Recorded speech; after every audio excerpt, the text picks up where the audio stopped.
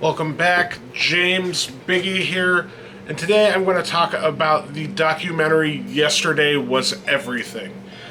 Some of you may not know who the band Misery Signals is, and if you're into heavy music at all, I suggest you fix that immediately. The documentary Yesterday Was Everything was filmed with Misery Signals on a tour that they did with their original lineup.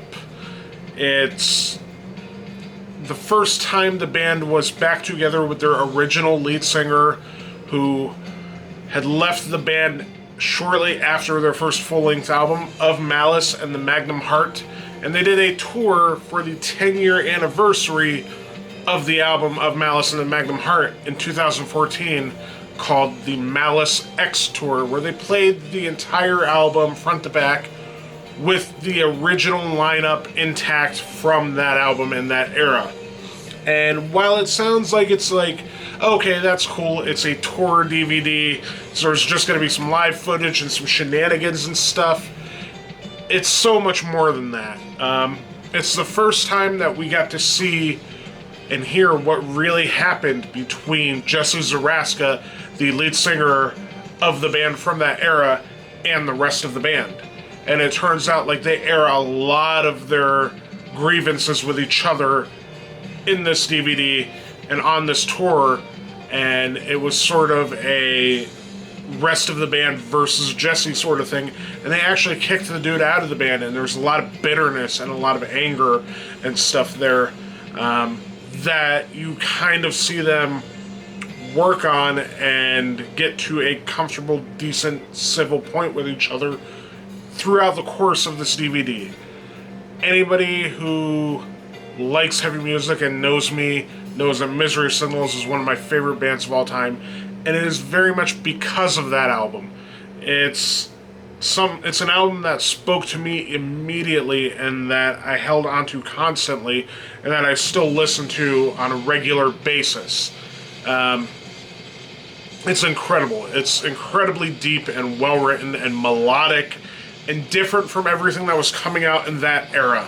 I first found that band when I got to see the original lineup live. They were opening as the first act for As I Lay Dying on a headlining tour of theirs back in like 2004, 2005. That's the first time I really heard them beyond like maybe a song or two, and really discovered them and got into them heavily from then on. After Jesse Zaraska leaves the band, they replace him with a dude named Carl Schubach, who was also an incredible singer, and they made 3 albums with that dude. They made more albums with their second vocalist than they did with their first, and the band stayed very similar, and all that material was great, but not nearly what once was. Just Of Malice and the Magnum Heart is absurdly good and deep.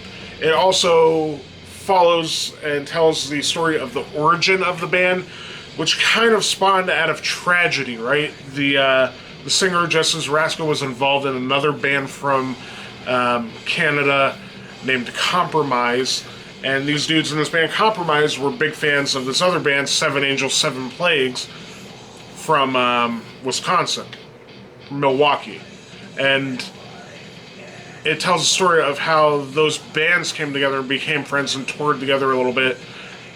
And the band Compromise was moving to Toronto and was going to catch up with Seven Angels, Seven Plagues to do some shows on their way, and got hit by a drunk driver, and their van was fucking decimated, and 2 members of that band tragically died that night. It was a really hard part of the movie to watch, because it's so fucking sad and so shitty that, like, these people's best friends died in a tragic accident where all they wanted to do is go and play music.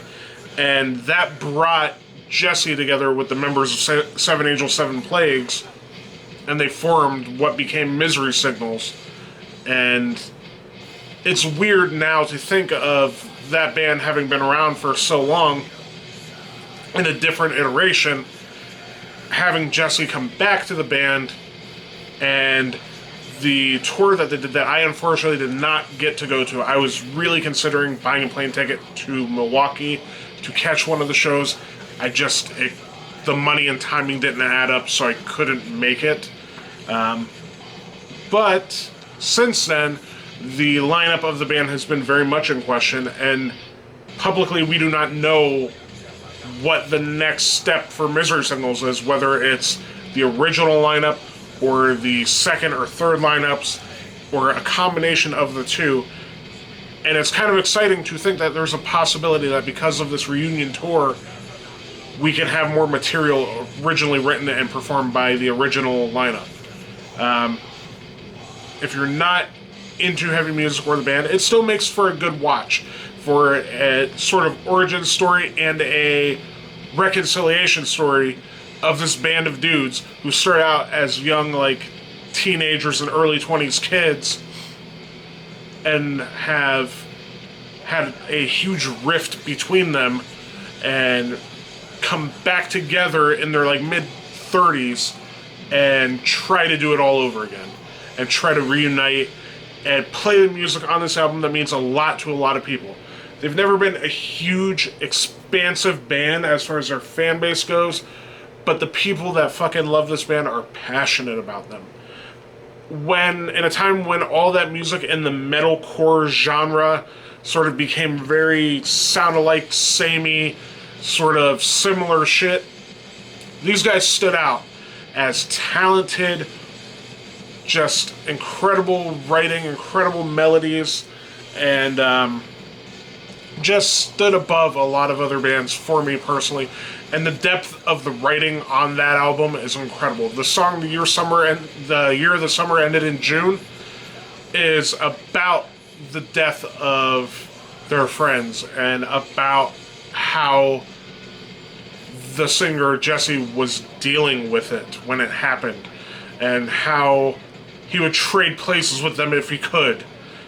It's fucking heartbreaking, and it's insanely good, and it's just well written and meaningful, and that always connected with me personally, because I have a lot of close friends who I couldn't even imagine like that happening to them, or something terrible like that, something tragic like that happening to some of my best friends. It would fucking ruin me. And for that dude to join a band, create this band, and make a song and an album like that after all that happened, and to push forward and press forward and to live the life of a traveling musician during that time in his life as his own sort of therapy, and then hearing what happened with that band afterwards, it's very, very interesting and very, very worth the watch.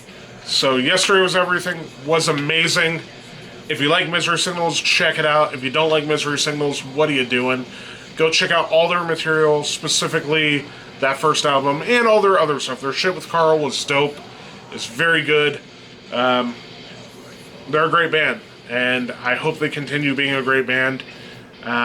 Message directly to Misery Signals if they happen to stumble upon this at some point or another through searching a hashtag on YouTube or something.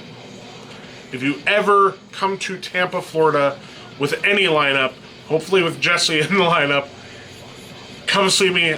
I'll fucking tattoo you dudes, and I'll definitely come out to the show and say what's up. I actually interviewed them back in the day when I ran a webzine thing. I don't know if Kyle Johnson remembers this, but I interviewed you outside of, I believe, Janice Landing back in like 2008-ish, and you were a super cool dude. So come to Florida, tour. Once you get all your stuff together, obviously. I know you guys are family men now and stuff, but if you hit Florida up, hit me up, and I'll tattoo the shit out of you guys. No problem, for free. Just like guest list me to a show or something. Not even that. I'll fucking pay to see you guys live again, especially with that lineup. Holy shit. But that's all I've got. Check out Misery Signals. Check out some of my other videos down below. And click up here the picture of my face and subscribe to sign yourself up to see more videos.